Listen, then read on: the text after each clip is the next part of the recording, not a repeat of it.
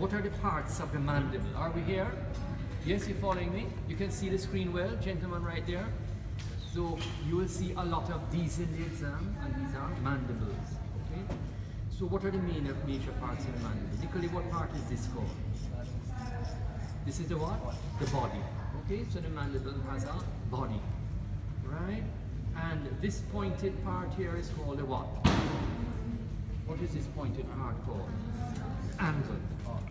So the body and the angle meets what? The ramus. Okay, so there we see the ramus right here, right? And the ramus has two processes, and these processes are called the what? The coronoid and the condylar, right? So that's a condylar process, you see? That's a condylar process.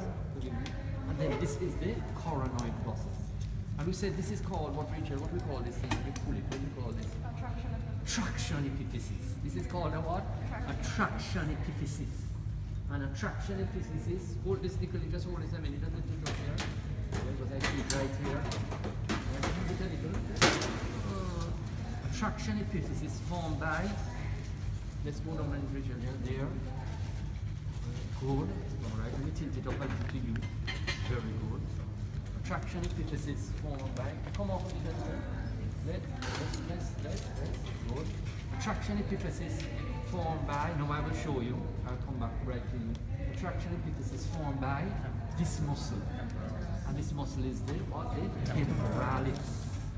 And the temporalis immediately in the exam, so just let's go right into the exam now. So let's get some color. Oh, I don't know these, and I don't know where it is at all. Alright, so traction epiphysis. Alright, and having fibers in this direction and having fibers in this direction. Okay, so some fibers are directed more horizontally, some fibers are directed more vertically. So this temporalis functions in what? What's the function? Nicolai, what's the function of the temporalis? Elevation. Right? And what is that called? Elevation. Reasonable? That's called elevation. Reasonable? So it will close the mouth, which is formed by what? Both elevation and retraction. So it will elevate and retract. Right? When you open your mouth, you're having two movements of the mandible. And those two movements are what are those two movements of the mandible when you open the mouth? What are the two movements of the mandible when you open the mouth? Right? When you open the mouth, you have what? You have protraction and depression. Reasonable? Opening of the mouth is going to be involved with protraction and depression. Right? So closing of the mouth is therefore retraction and elevation. Reasonable? You see that the temporalis is one of the powerful muscles of mastication. Isn't that so? Mastication. And there's a little lady here by the name of Lindsay. Lindsay, what's the first name? Maria. Maria, what's the nerve supply to the temporalis? What's the nerve supply to the temporalis? What's the nerve supply? What's the nerve supply to temporalis? Nicolai. Anyone? Posterior temporal Mandibular division of the trigeminal. Alright? Mastication is under control of the mandibular division of the trigeminal. Okay? The mandibular, so chewing is involved, the muscle, the nerve that's involved is the mandibular division of the trigeminal. Okay, so we get back to the mandible here, and we see that this is attached here is the what? The temporalis. Okay? Alright? So this is to the what process? Coronoid process, isn't that so? And then we see the condylar process, okay? And then right here, what process is this called? It's sort of weathering away, and this process is called what? Alveolar process. Reasonable? Because it has a little alveolar for the roots of the teeth, isn't that so? So this is the alveolar process, okay? So we have a body, we have a ramus meeting at the angle, and this point is also called, what's this point also called here, Richard? The gonial, right? The gonial. Reasonable? Very good. Alright, just relax. Now, immediately as we look inside, we see this is very ridged. Reasonable? This is very ridged on the inner side here. Okay, this is very ridged here. Okay, so very interestingly, to the ramus, a muscle with an M is on the outer side, and a muscle with an M is on the inner side. Okay, the muscle on the M is the outer side is which muscle? Masseter. All right, the masseter. All right, there. You see that gentleman behind you? Yeah, just in the blue. Yeah, just turn around. Yeah, turn around. Sort of come forward. You mean the orange shirt? Chief in the orange shirt. Yeah, in the orange shirt. No man, you're in the orange shirt. Just come forward. And the lady, just the lady right here beside. Okay, I want you, Chief, to relax. Here, just go like this on the side of him right here. No, on the gentleman, just right here. Me? Yeah. You're going to have to do that with the patient, you know. All right. Okay, so just put your hand gently on it. All right. Now, Chief, clench your jaw. Hard. Clench your jaw. Bite. Hard. You feel it? No, feel that muscle. How does it feel? Tough. Yeah, all right. So it's very, very, very, very. So that muscle is. Feel it again. Go ahead. Just time to relax first. Then press into the muscle. Then clench your jaw. Good. You feel the muscle just pop out. Reasonable? So you have to do that with the patient, right? So you're testing the what? The mandibular division of the trigeminal. And that muscle is the masseter. And the masseter is arising from where? Where's the masseter arising from? The zygomatic arch. Reasonable? The zygomatic arch. And the male zygomatic arch is far more well developed than the what? The female. Isn't that so? Alright? Because the males have a more powerful masseter. Isn't that so? And that masseter is for what function? Maria, the masseter has what function? Elevation. Yeah. Elevation. Reasonable? So it is to close the mouth or for elevation. So the masseter is very important in elevation, reasonable, and the temporals. Okay? Now we can develop many pounds of square inch of pressure between the teeth. Isn't that so? Alright, so if you inadvertently say rice or something like that, and there's a little stone or something in there, reasonable, and you bite down on it, good chances are that you'll end up just fracturing the tooth. Reasonable? Because of you don't realize it. Oh, the other day I know something very strange happened to me that never happened to me. Maybe very, very rarely. I don't know I'm eating something bad. You're relaxing on my coat. Blam, I bit my tongue. What the hell is this? I had never eaten my tongue like that in my life. So I don't remember actually rinsing in pain. Rotate in the bladder. This is nice eating what? Fig bar. Here it is. What the hell is this? So frightened out that I didn't even look. You don't know, you examine to see the damage, the collateral damage. Up to now I have not seen the collateral damage. What is a whole ballista and all sorts of things and cut and all sorts of things.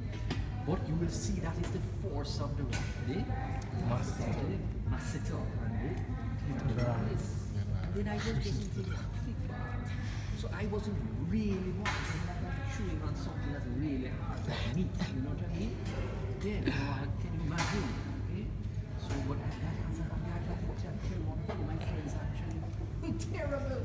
Because I've never experienced pain like that for a long time. Alright?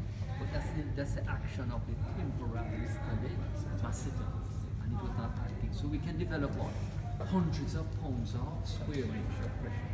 So it will end up sometime, many times, just fracturing the tooth if there's anything there. Reasonable? That's the power of the temporalis and the masseter under control of which? Mandibular division. So you learn from now, mandibular division of the trigeminal, motor to the muscles of mastication. Mandibular division of the trigeminal, motor to the muscles of mastication. Reasonable? Alright, good. So there we see now the masseter. And then on the medial side, here we see all of these ruffled areas right here, or let's show you right here, all of these ruffled areas. Reasonable? And this is for another M muscle. And what is that M muscle there? The medial pterygoid. Reasonable? The medial pterygoid. Okay, so the medial pterygoid. This is the neck of the mandible right here, right? That's the neck of the mandible. We see the neck of the mandible right here, reasonable. And we see right here a little depression. And in the exam, they have many times a little arrow going to that depression. And this depression is called a what? Pterygoid fovea. Reasonable? This is called a pterygoid fovea. And that pterygoid fovea is for what muscle? The lateral pterygoid. Isn't that so? Oh. That muscle is for the lateral pterygoid. So the pterygoid, lateral pterygoid goes into the pterygoid fovea, and the medial pterygoid is into the what? Into the there. We have a piece of paper. You have a piece of scrap paper. Yeah, that's a piece of paper. Very good. Or anything. Okay, very good. So when we look in the infratemporal fossa, right? When we look in the infratemporal fossa, which looks like this, look. Infratemporal fossa looks like that. Right? Have you got any lectures on infratemporal fossa yet? Right. You see one muscle in the infratemporal fossa that looks like this, and that muscle is the lateral pterygoid, and then one which comes down like that, and that muscle is the what? Medial pterygoid. So two important muscles, and I'm going to show them to you on the specimen. Two important muscles are going here, and that is the lateral pterygoid, and that is the medial pterygoid. Now here is the intra-articular disc. So there's a joint, and that joint is known as what? Temporomandibular joint, TMJ. Right, so there's a TMJ right here, and there is right here, this is the mandible right here, that's the pterygoid fovea right here, and you see that some of the muscle. So there's that lateral pterygoid.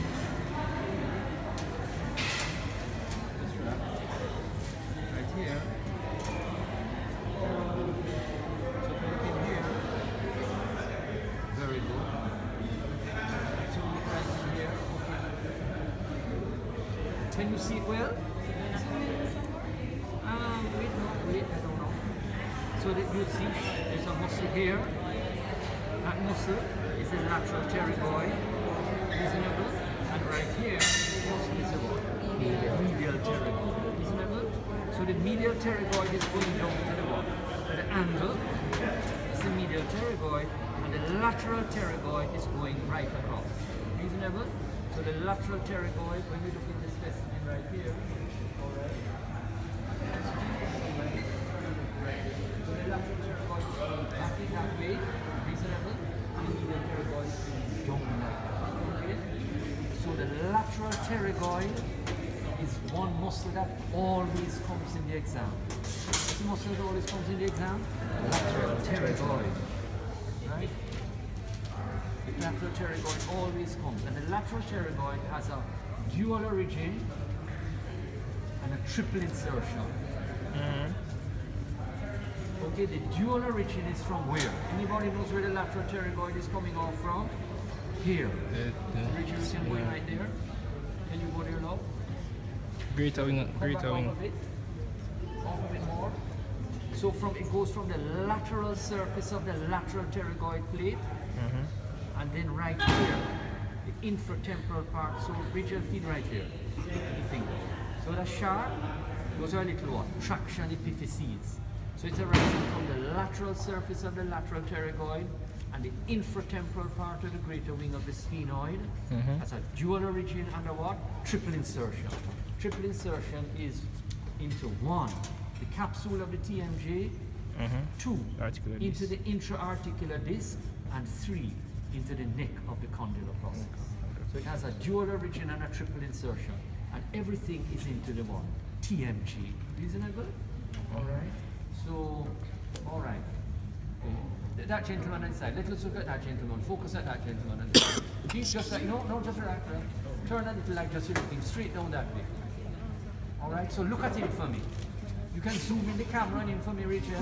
Yeah? Alright, zoom in the camera. And I want you to zoom in around here on him, just here. You can zoom in.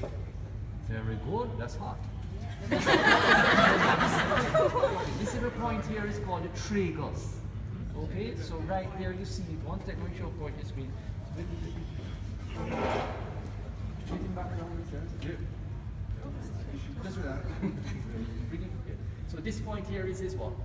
tragus. Reasonable? That's his tragus there. All right, now, look at him carefully now. I want you to open your mouth wide.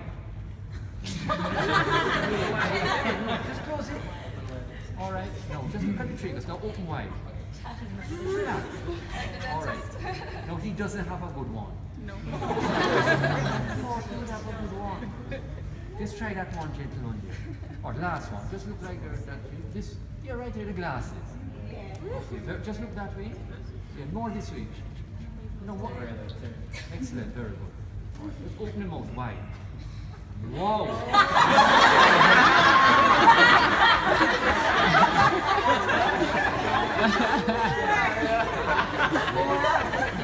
So you saw it? No, you saw it. So what you see? You just do that again. Right. Very, very good. You see that? You saw what was happening was a whole heap of what? Protraction. You saw that? So as he opened the mouth, you saw a big depression occur there. So what's happening? The lateral pterygoid like this is now just pulling everything up. Reasonable? So if you put your finger right here and open your mouth, right there, what you're having right there is a TMJ. Alright? So the temporomandibular, you feel it right there? That is your temporomandibular joint. Also known as what? See right there, we don't call temporomandibular joint. All we say is what? TMJ. Reasonable? The TMJ. So that's a temporomandibular joint. Reasonable? So that's a temporomandibular joint.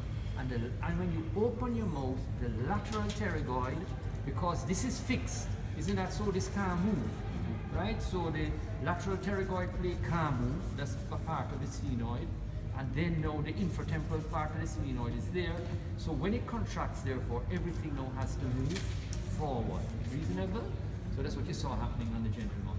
So therefore, the lateral pterygoid is involved with protraction. At the same time you're protracting, you're also depressing. Reasonable?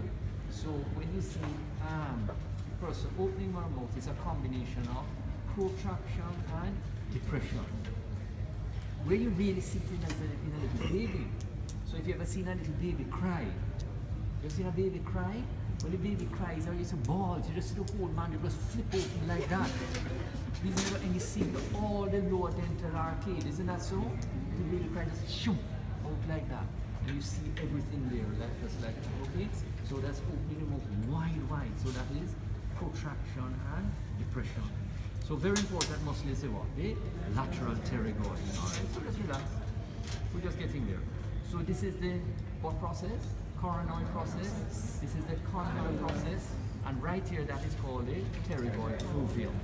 Then, Rachel, who is this? Who is this? Nicolette, who is this? Who is this? Right here, what is that? So there's a lecturer who wears a bow tie. Very good. And at a station somewhere down there, he likes to ask this, right? So who is this? And this is called the mandibular notch. Okay? And what would the mandibular notch be for? What's the mandibular notch for?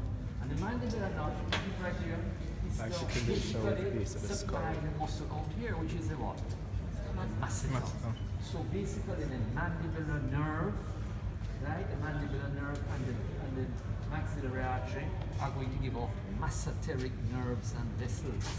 So they'll ask in the exam, they put a pointer right here, and they say what passes through this area. And that's it for the masseteric nerves and vessels. The masseteric nerves and vessels, okay? So there we see the masseter right here. We see the medial pterygoid, okay? So we come around, and what muscle is attached all around here? What muscle is attached all region right here? What muscle is attached? Anyone? What muscle is attached all around here? Arbitrary, sorry. Go ahead. The platysma. Okay? So the muscle that gains attachment all around here, that muscle is the platysma. Where is the platysma arising from? Where does the platysma arise from? Where does the platysma arise from? It arises from here, from the pectoral fascia. It arises from the pectoral fascia and then goes and inserts along the inferior border of the what? The body of the mandible. What's the action of the platysma?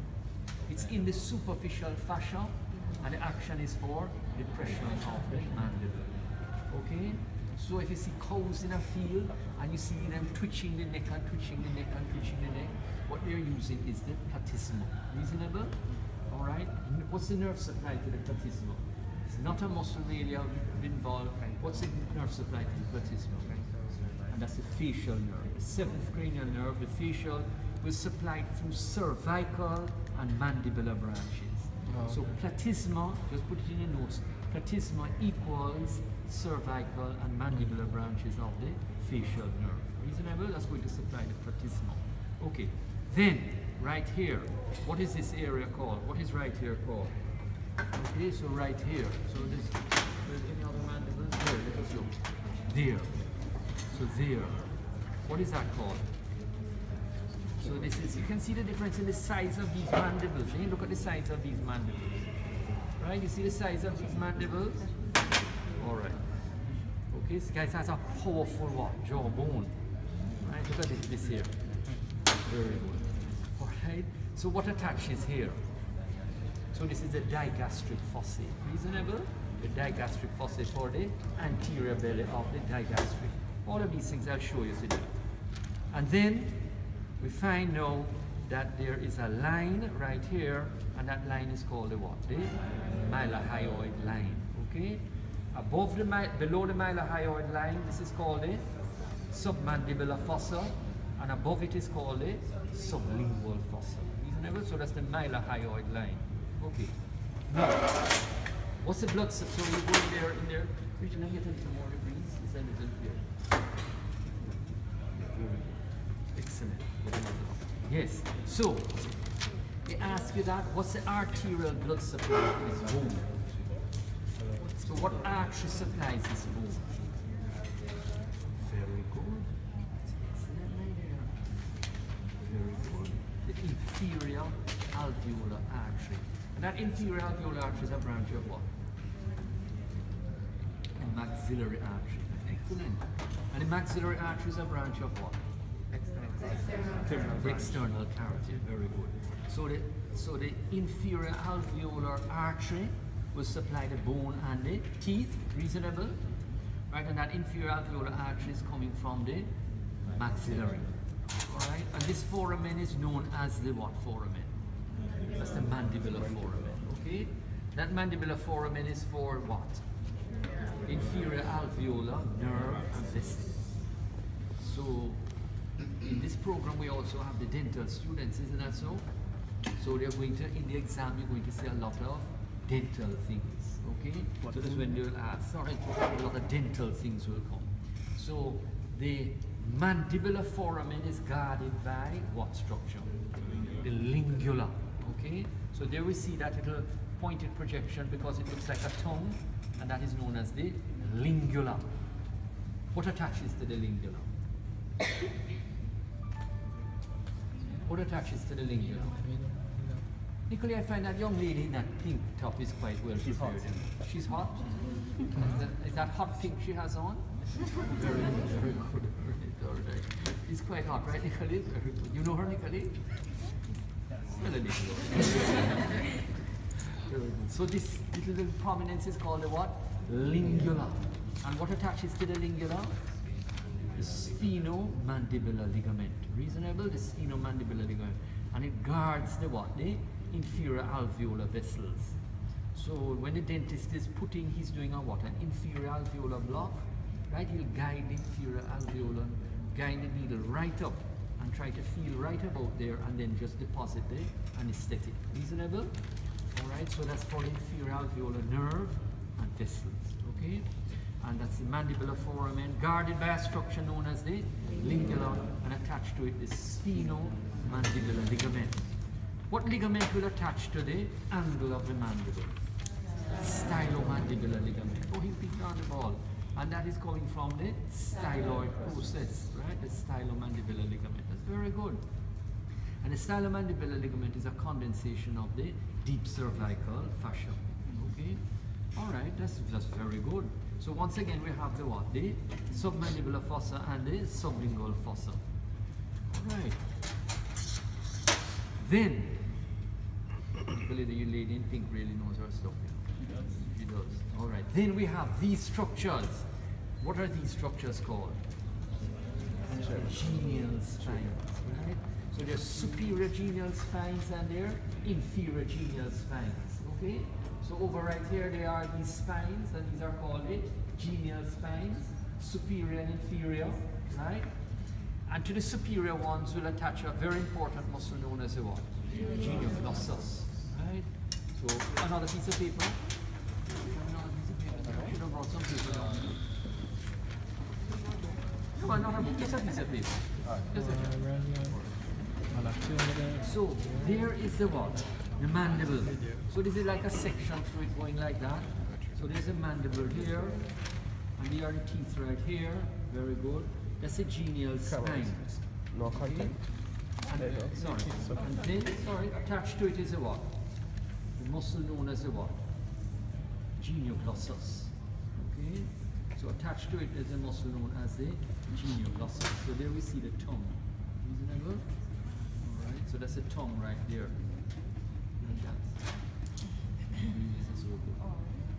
Something wrong? Yeah, it's just, but it doesn't occasionally. Yeah. Okay. There? Sorry, Richard. So this is okay, yes, it usually does that. So that's a genioglossus. Reasonable? That's to the superior mental spine, and to the inferior mental spine, what attaches there? The geniohyoid. Right? And the geniohyoid will go down here to the hyoid bone. Alright. Now, what's the action of the genioglossus? What's the action of the genioglossus? What's the action of the genioglossus? Protraction of the tongue. So when you want to stick out your tongue, reasonable, you use the what? The genioglossus. Okay? Now I'm sure Dr. Ongasalo would have told you in the lecture. Yes? A colorful start to the semester. Alright. Okay, watch here, give a chance, give a chance. So this is always very important. Okay? So when you have trauma, like a massive force like that, forgive me, boom, on the mandible, like in a car accident, blam. Sometimes a person dies very quickly after, because what happens is that the mandible fractures, poof, breaks like that, and we get what we call avulsion of the tongue. So the tongue just flies back like that and suffocates the patient, suffocates the person. So once you get a avulsion of the genioglossus, literally follow the tongue, and then know that blocks off all the airway. Reasonable? So if there is a chance, and the patient, what they have to quickly do is they take the suture right through the tongue, like just pull the tongue out like that. So they have to actually anchor the tongue and pull the tongue out, right? So sometimes you have to pull the tongue out of the person, call the person there. And this is when there's just massive what? Trauma to the mandible. I'm very sad with all these students dying, you know, Maria. Right, so I remember poor, what's my good friend there? Who died when she came in the first year. Daniel. Right? But Daniel's last name again was what? Hansen, yes. So Daniel Hansen, right? So that was very, very sad, you know what I mean? And then another young lady, I hear she was coming back from Mandible. Right. Starts with her letters, the first, Markman, starts with an M. Megan, yes. Remember both of them are here. And there. So that is what? You people have to take it easy on the what? The roads. Oh man, there's a friend of mine and I always have to tell her, look man, slow down. Like that. Yes, I have to tell her to slow down. But when you're your age, Maria, that's the problem, you know. So what is happening? That has to do with the development of this part of your brain called the what? Prefrontal cortex. So that prefrontal cortex has a special center there called risk-taking behavior. What kind of behavior? Risk-taking behavior. So when you're young, you tend to take a lot of what? Risks. Right. What age do you think this is developed at, the prefrontal cortex? When you're about 32, 32, let me write it down. 32. Right. They thought it used to be for about 22, but no, they found out that the prefrontal